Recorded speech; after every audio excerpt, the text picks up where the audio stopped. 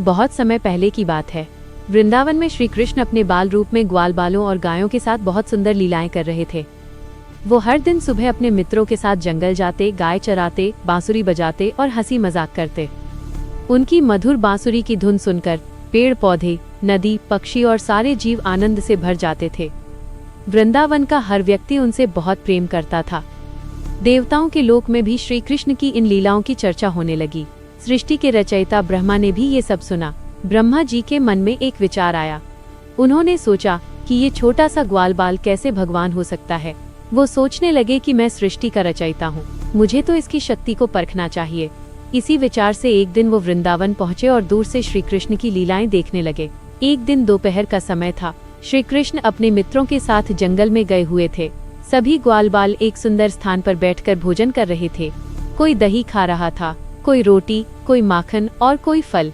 सभी हंसते हुए श्री कृष्ण के साथ मजाक कर रहे थे। श्री कृष्ण भी कभी किसी का खाना चुरा लेते, कभी किसी को हंसाने लगते। उस समय वहाँ बहुत ही आनंद का वातावरण था। तभी ब्रह्मा जी ने सोचा कि अब समय है परीक्षा लेने का।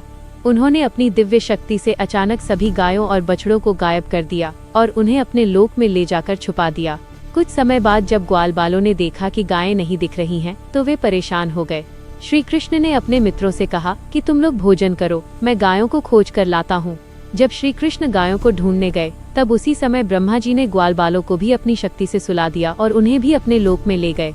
जब श्री कृष्ण वापस आए तो वहाँ न गायें थीं और न ही उनके मित्र। श्री कृष्ण तुरंत समझ गए कि यह सब ब्रह्मा जी की लीला है। तब श्री कृष्ण ने अपनी योग माया से एक अद्भुत काम किया। उन्होंने हर गाय, हर बछड़े और हर ग्वाल बाल का रूप स्वयं धारण कर लिया। अब जो भी वृंदावन में दिखाई दे रहा था, वो सब वास्तव में स्वयं श्री कृष्ण ही थे। कोई भी इस रहस्य को नहीं समझ पाया। उस दिन जब शाम हुई और सभी ग्वाल बाल अपने घर लौटे, तो उनके माता पिता ने उन्हें पहले से भी अधिक प्रेम से गले लगाया। उन्हें अपने बच्चों से पहले से ज्यादा स्नेह महसूस होने लगा। इसका कारण यह था कि उनके सामने वास्तव में श्री कृष्ण ही थे। गायें भी अपने बछड़ों को देखकर बहुत प्रेम से उन्हें चाटने लगी। पूरे वृंदावन में प्रेम और आनंद पहले से भी अधिक बढ़ गया। ऐसे ही पूरा 1 वर्ष बीत गया। वृंदावन के किसी भी व्यक्ति को ये पता नहीं चला कि असली ग्वाल बाल और गायें ब्रह्मा जी के पास हैं और जो यहाँ हैं वे स्वयं श्री कृष्ण का रूप हैं। 1 वर्ष बाद ब्रह्मा जी को याद आया कि उन्होंने कृष्ण की परीक्षा लेने के लिए ग्वाल बाल और गायों को छुपाया था। वह तुरंत पृथ्वी पर आए और वृंदावन की ओर देखने लगे। जब उन्होंने देखा कि सभी ग्वाल बाल और गायें वैसे ही खेल रहे हैं जैसे पहले खेलते थे, तो वो बहुत आश्चर्य में पड़ गए। उन्होंने सोचा कि ये कैसे संभव है, मैं तो इन्हें अपने लोक में ले गया था, फिर यहाँ ये कैसे हैं? ब्रह्मा जी तुरंत अपने लोक में गए और देखा कि वहाँ भी सभी ग्वाल बाल और गायें वैसे ही सो रहे हैं जैसे उन्होंने छोड़ा था। अब ब्रह्मा जी का भ्रम और बढ़ गया। वो फिर वृंदावन आए और ध्यान से देखने लगे। तभी श्री कृष्ण ने अपनी माया हटाई। अचानक जो भी ग्वाल बाल और गायें वहाँ खड़ी थीं, उनके शरीर से दिव्य प्रकाश निकलने लगा। ब्रह्मा जी ने देखा कि हर ग्वाल बाल के स्थान पर 4 भुजाओं वाले भगवान प्रकट हो रहे हैं, जिनके हाथों में शंख, चक्र, गदा और पद्म हैं। वह रूप वास्तव में विष्णु का था। यह दृश्य देखकर ब्रह्मा जी पूरी तरह चकित रह गए। उन्होंने देखा कि चारों ओर अनगिनत विष्णु रूप खड़े हैं और हर रूप से दिव्य प्रकाश फैल रहा है। उस प्रकाश से पूरा ब्रह्मांड जैसे भर गया हो। ब्रह्मा जी का अहंकार उसी क्षण समाप्त हो गया। उन्हें समझ में आ गया कि यह बालक कोई साधारण नहीं है, बल्कि स्वयं परम भगवान है। ब्रह्मा जी तुरंत श्री कृष्ण के पास आए और उनके चरणों में गिर पड़े। उन्होंने हाथ जोड़कर कहा, हे प्रभु, मुझे क्षमा कर दीजिए, मैं आपके स्वरूप को नहीं पहचान पाया। मैंने अपने अहंकार में आकर आपकी परीक्षा लेने की कोशिश की। आप तो संपूर्ण ब्रह्मांड के स्वामी हैं। श्री कृष्ण मुस्कुराने लगे। उनका चेहरा बहुत शांत और करुणा से भरा हुआ था। उन्होंने ब्रह्मा जी से कहा कि ब्रह्मा, ये सब मेरी लीला है। इस संसार में जो भी होता है वह मेरी इच्छा से ही होता है। जो व्यक्ति अहंकार छोड़कर प्रेम और भक्ति से मुझे याद करता है, मैं हमेशा उसके साथ रहता हूँ। ब्रह्मा जी ने फिर से श्री कृष्ण को प्रणाम किया। उन्होंने मन ही मन निश्चय किया कि अब कभी भी भगवान की शक्ति पर संदेह नहीं करेंगे। इसके बाद श्री कृष्ण ने अपनी माया वापस ले ली और असली ग्वाल बाल और गायें फिर से वृंदावन में आ गए। जब ग्वाल बाल जागे तो उन्हें ऐसा लगा जैसे केवल एक पल ही बीता हो। उन्हें ये भी पता नहीं चला कि एक पूरा वर्ष गुजर गया है। फिर सब पहले की तरह खेलने लगे, हंसने लगे और श्री कृष्ण के साथ गाय चराने जंगल चले गए। इस तरह श्री कृष्ण ने अपनी अद्भुत लीला से ब्रह्मा जी का अहंकार दूर किया और उन्हें यह समझा दिया कि भगवान की शक्ति को समझना किसी के लिए आसान नहीं है। जो सच्चे मन से भगवान को प्रेम करता है, भगवान हमेशा उसकी रक्षा करते हैं और उसे सही रास्ता दिखाते हैं। जब ब्रह्मा जी का अहंकार पूरी तरह समाप्त हो गया, तब उन्होंने फिर से श्री कृष्ण के चरणों में सिर झुका दिया। उनका मन अब पूरी तरह विनम्र हो चुका था। उन्होंने भगवान से कहा, हे प्रभु, आपकी माया और आपकी शक्ति को कोई भी पूरी तरह नहीं समझ सकता। मैं सृष्टि का रचयिता हूँ, फिर भी आपकी लीला को नहीं पहचान पाया। ये सब आपकी ही कृपा है कि आज मुझे सच्चाई का ज्ञान हुआ। श्री कृष्ण ने मुस्कुराते हुए ब्रह्मा जी को उठाया और कहा, ब्रह्मा, इसमें तुम्हारी कोई गलती नहीं है। ये संसार ही मेरी माया से बना है। जो भी इसमें रहता है वो कभी कभी भ्रम में पड़ जाता है, लेकिन जो सच्चे मन से मुझे याद करता है उसका भ्रम मैं स्वयं दूर कर देता हूँ। ब्रह्मा जी ने फोल्डेड हाथों से कहा, प्रभु, मैं देख रहा हूँ कि आप वृंदावन में एक साधारण बालक की तरह खेल रहे हैं, लेकिन वास्तव में आप पूरे ब्रह्मांड के स्वामी हैं। आपकी लीला इतनी सरल है कि बड़े बड़े देवता भी समझ नहीं पाते। इतना सुनकर श्री कृष्ण धीरे धीरे अपने मित्रों के पास चल पड़े। ग्वालबाल अभी भी जंगल में खेल रहे थे। किसी को भी पता नहीं था कि अभी अभी ब्रह्मा जी यहाँ आए थे और इतनी बड़ी लीला घट चुकी है। कृष्ण अपने मित्रों के साथ वैसे ही खेलने लगे जैसे कुछ हुआ ही न हो। थोड़ी देर बाद सभी ग्वालबाल गायों को लेकर वृंदावन की ओर लौटने लगे। रास्ते में श्री कृष्ण अपनी बांसुरी बजा रहे थे। उनकी बांसुरी की धुन इतनी मधुर थी कि जंगल के पक्षी भी चुप होकर उसे सुनने लगे। हवा भी जैसे रुक रुक कर उस संगीत का आनंद लेने लगी। जब वृंदावन के लोग दूर से बांसुरी की आवाज सुनते तो समझ जाते कि कृष्ण और ग्वालबाल लौट रहे हैं। माता यशोदा और नंदा भी दरवाजे पर खड़े होकर कृष्ण का इंतजार करते रहते। जैसे ही कृष्ण घर पहुंचे, यशोदा मैया ने उन्हें प्यार से गले लगा लिया। उन्होंने कहा, कान्हा, तुम दिन भर जंगल में रहते हो, मुझे तुम्हारी बहुत चिंता होती है। कृष्ण मुस्कुराकर बोले, मैया, मैं तो अपने दोस्तों और गायों के साथ खेलता हूँ, मुझे कुछ नहीं होगा। उधर ब्रह्मा जी अपने लोक में लौट चुके थे, लेकिन उनके मन में कृष्ण की लीला बार बार घूम रही थी।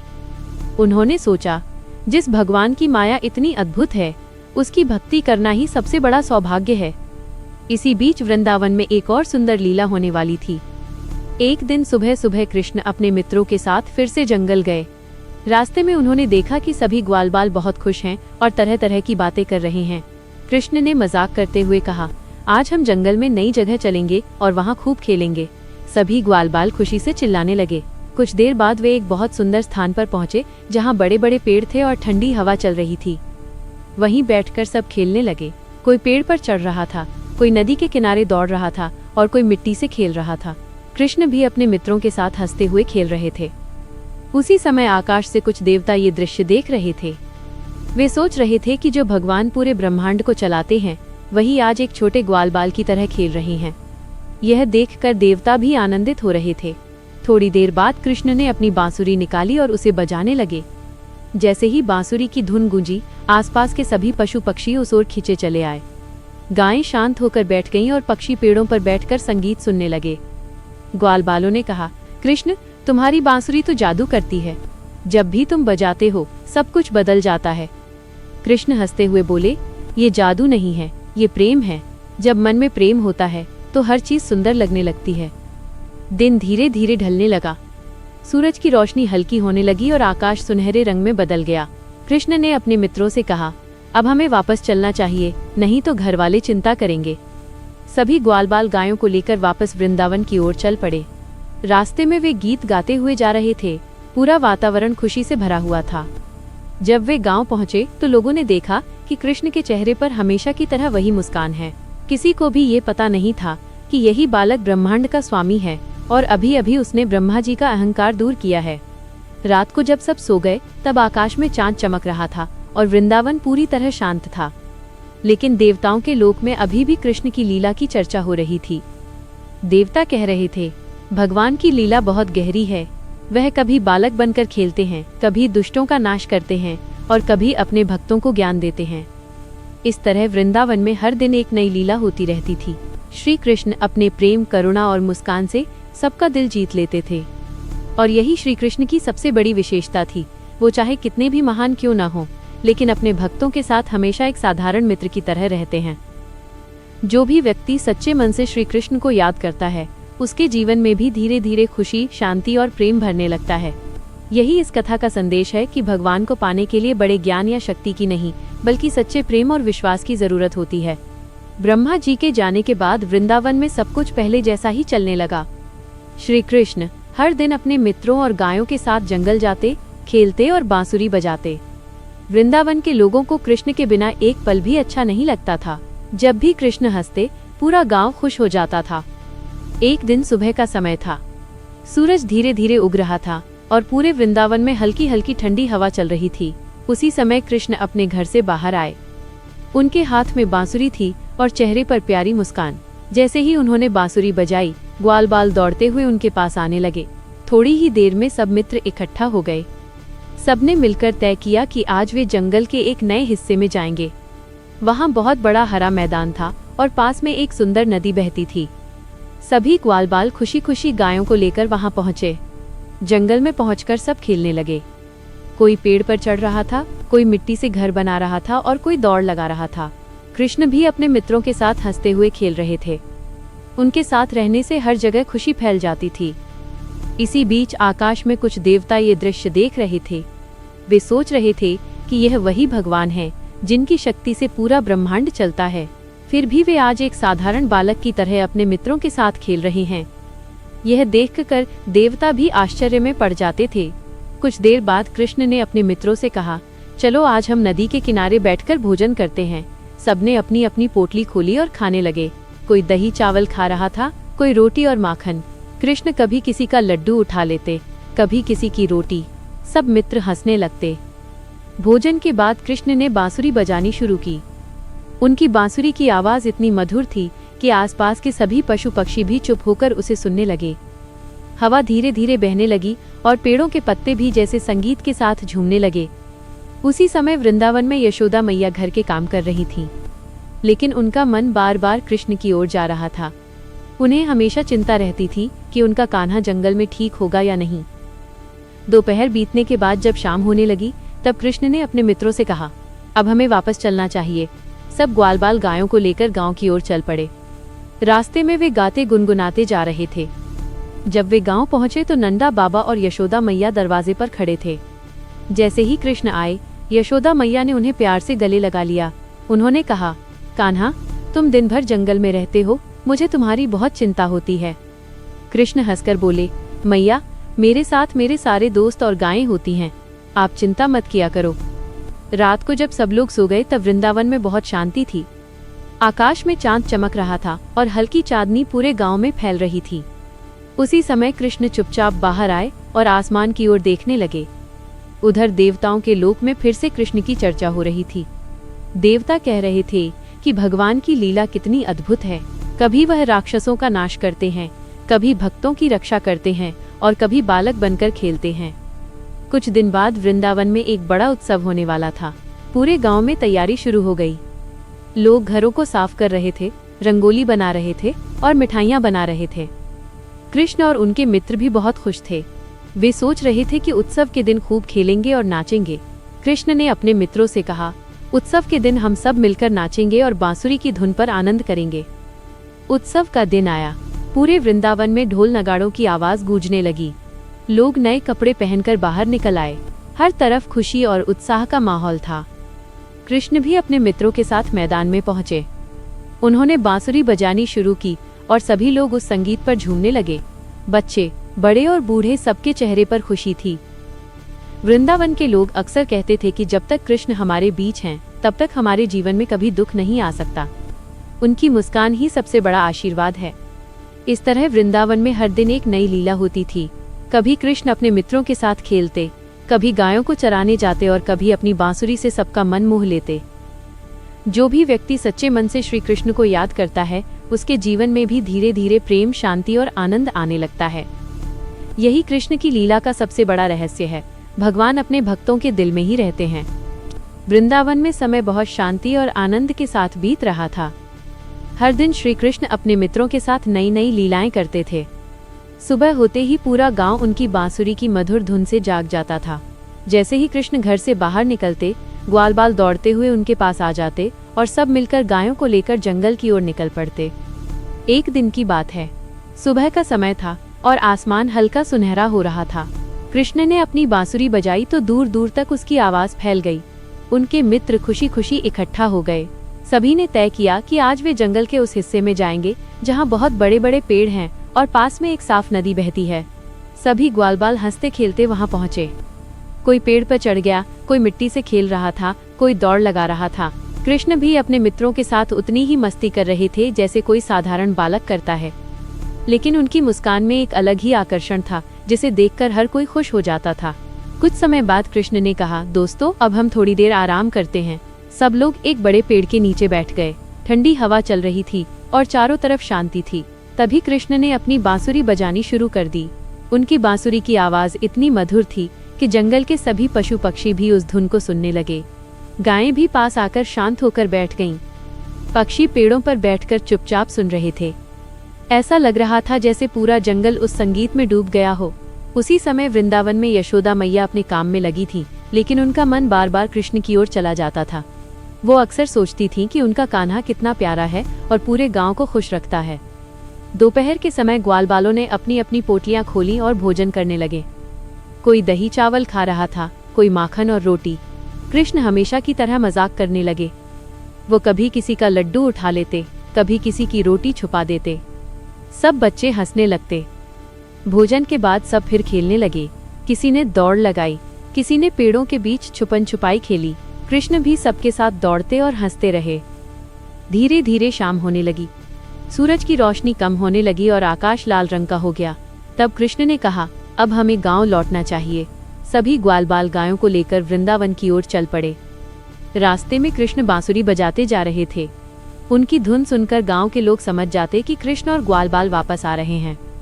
जब वे गांव पहुंचे तो नंदा बाबा और यशोदा मैया दरवाजे पर खड़े थे। यशोदा मैया ने कृष्ण को देखते ही उन्हें गले लगा लिया। उन्होंने कहा, कान्हा, तुम पूरे दिन जंगल में रहते हो, मुझे तुम्हारी बहुत चिंता होती है। कृष्ण हंसते हुए बोले, मैया, मैं बिल्कुल ठीक हूँ। मेरे साथ मेरे सारे दोस्त हैं। रात होने लगी। पूरे वृंदावन में शांति फैल गई। लोग अपने घरों में आराम कर रहे थे। आकाश में चांद चमक रहा था और हल्की चांदनी पूरे गांव में फैल रही थी। कृष्ण अपने घर के बाहर आए और आकाश की ओर देखने लगे। ऐसा लग रहा था जैसे वह पूरे संसार को अपनी करुणा से देख रहे हों। उधर देवताओं के लोक में भी कृष्ण की चर्चा चल रही थी। देवता कहते थे कि भगवान की लीला बहुत गहरी होती है। वह कभी बालक बनकर खेलते हैं, कभी अपने भक्तों की रक्षा करते हैं और कभी संसार को ज्ञान देते हैं। कुछ दिनों बाद वृंदावन में एक बड़ा उत्सव होने वाला था। पूरे गांव में खुशी का माहौल था। लोग घरों को सजाने लगे, मिठाइयाँ बनाने लगे और बच्चे उत्सव की तैयारी करने लगे। कृष्ण और उनके मित्र भी बहुत उत्साहित थे। उन्होंने तय किया कि उत्सव के दिन वे सब मिलकर नाचेंगे और खूब खेलेंगे। जब उत्सव का दिन आया तो पूरे वृंदावन में ढोल और मंजीरों की आवाज गूंजने लगी। कृष्ण मैदान में पहुंचे और उन्होंने बांसुरी बजानी शुरू की। जैसे ही बांसुरी की धुन गूंजी, सभी लोग खुशी से झूमने लगे। बच्चे नाचने लगे और बड़े लोग भी आनंद में डूब गए। वृंदावन के लोग अक्सर कहते थे कि जब तक कृष्ण हमारे बीच हैं, तब तक हमारा जीवन खुशियों से भरा रहेगा। उनकी मुस्कान ही सबसे बड़ा आशीर्वाद है। इस तरह हर दिन वृंदावन में नई लीला होती रहती थी। श्री कृष्ण अपने प्रेम, करुणा और मधुर बांसुरी से सबका दिल जीत लेते थे। जो भी सच्चे मन से उन्हें याद करता है, उसके जीवन में भी शांति और आनंद आने लगता है। वृंदावन में समय ऐसे ही आनंद के साथ बीत रहा था। हर सुबह जब सूरज उगता तो सबसे पहले श्री कृष्ण की बांसुरी की मधुर धुन सुनाई देती थी। उस धुन को सुनते ही ग्वालबाल अपने अपने घरों से दौड़ते हुए बाहर आ जाते और गायों को लेकर कृष्ण के साथ जंगल की ओर निकल पड़ते। एक दिन सुबह का समय था। हल्की ठंडी हवा चल रही थी और पेड़ों के पत्ते धीरे धीरे हिल रहे थे। कृष्ण अपने मित्रों के साथ जंगल की ओर जा रहे थे। रास्ते में सब हंसी मजाक करते जा रहे थे। कोई कृष्ण से कह रहा था कि आज दौड़ लगाएंगे, कोई कह रहा था कि आज नदी में पत्थर फेंकने का खेल खेलेंगे। जंगल पहुंचकर सभी ग्वालबाल खेलने लगे। कोई पेड़ पर चढ़ गया, कोई दौड़ लगाने लगा और कोई मिट्टी से छोटी छोटी मूर्तियां बनाने लगा। कृष्ण भी सबके साथ उतनी ही मस्ती कर रहे थे जैसे कोई साधारण बालक करता है। थोड़ी देर बाद कृष्ण ने कहा, चलो आज हम जंगल के और अंदर चलते हैं, वहाँ बहुत सुंदर जगह है। सभी मित्र खुशी खुशी उनके पीछे चल पड़े। थोड़ी दूर जाने पर उन्हें एक बहुत सुंदर मैदान दिखाई दिया। चारों ओर बड़े बड़े पेड़ थे और पास में एक छोटी सी नदी बह रही थी। सभी ग्वालबाल वहाँ बैठ गए। ठंडी हवा चल रही थी और वातावरण बहुत शांत था। तभी कृष्ण ने अपनी बांसुरी निकाली और उसे बजाने लगे। उनकी बांसुरी की धुन इतनी मधुर थी कि आसपास के सभी पशु पक्षी भी उस ओर खिंचे चले आए। गायें पास आकर शांत खड़ी हो गईं। पक्षी पेड़ों पर बैठकर उस धुन को सुनने लगे। ऐसा लग रहा था जैसे पूरा जंगल उस संगीत में डूब गया हो। उधर वृंदावन में यशोदा मैया घर का काम कर रही थी, लेकिन उनका मन बार बार कृष्ण की ओर जा रहा था। वो अक्सर सोचती थी कि उनका कान्हा कितना प्यारा है और कैसे पूरे गांव को खुश रखता है। दोपहर का समय हुआ तो सभी ग्वालबालों ने अपनी अपनी पोटली खोल ली। किसी के पास दही था, किसी के पास माखन और किसी के पास मीठे लड्डू। कृष्ण हमेशा की तरह मजाक करने लगे। वो कभी किसी का लड्डू उठा लेते, कभी किसी की रोटी छुपा देते। सब बच्चे जोर जोर से हंसने लगते। भोजन के बाद सब फिर खेलने लगे। कृष्ण ने कहा, चलो आज हम दौड़ लगाते हैं, जो जीतेगा उसे सबसे बड़ा लड्डू मिलेगा। यह सुनते ही सब ग्वालबाल दौड़ने लगे। कोई आगे निकल गया, कोई पीछे रह गया, लेकिन सबके चेहरे पे खुशी थी। धीरे धीरे शाम होने लगी। सूरज की रोशनी हल्की होने लगी और आकाश लाल रंग से भर गया। कृष्ण ने कहा, अब हमें गांव लौटना चाहिए, नहीं तो घर वाले चिंता करेंगे। सभी ग्वालबाल गायों को लेकर वृंदावन की ओर चल पड़े। रास्ते में कृष्ण बांसुरी बजाते जा रहे थे। उनकी बांसुरी की धुन सुनकर गांव के लोग समझ जाते थे कि कृष्ण और उनके मित्र वापस आ रहे हैं। जब वे गांव पहुंचे तो नंदा बाबा और यशोदा मैया दरवाजे पर खड़े थे। जैसे ही कृष्ण पास आए, यशोदा मैया ने उन्हें गले लगा लिया और कहा, कान्हा, तुम दिन भर जंगल में रहते हो, मुझे तुम्हारी बहुत चिंता होती है। कृष्ण मुस्कुराकर बोले, मैया, आप चिंता मत किया करो, मेरे साथ मेरे सारे दोस्त हैं और मैं बिल्कुल ठीक हूँ। रात होने लगी। आकाश में चांद निकल आया और पूरे वृंदावन में चांदनी फैल गई। लोग अपने घरों में आराम करने लगे, लेकिन कृष्ण कुछ देर के लिए घर के बाहर आकर आसमान की ओर देखने लगे। ऐसा लगता था जैसे वो पूरे संसार को अपनी करुणा से देख रहे हों। उसी समय देवताओं के लोक में भी कृष्ण की चर्चा हो रही थी। देवता कह रहे थे कि भगवान की लीला बहुत अद्भुत है। वह कभी बालक बनकर खेलते हैं, कभी अपने भक्तों की रक्षा करते हैं और कभी पूरे संसार को ज्ञान देते हैं। कुछ दिनों बाद वृंदावन में फिर से उत्सव की तैयारी शुरू हो गई। पूरे गांव में खुशी का माहौल था। लोग अपने घरों को सजाने लगे, बच्चे खेल रहे थे और हर तरफ गीत संगीत की आवाज सुनाई दे रही थी। उत्सव के दिन कृष्ण अपने मित्रों के साथ मैदान में पहुंचे। उन्होंने बांसुरी बजानी शुरू की और उसकी मधुर धुन सुनकर सभी लोग आनंद में झूमने लगे। बच्चे नाचने लगे, बड़े लोग भी खुशी से ताली बजाने लगे। वृंदावन के लोग अक्सर कहते थे कि जब तक कृष्ण हमारे बीच हैं, तब तक हमारा जीवन खुशियों से भरा रहेगा।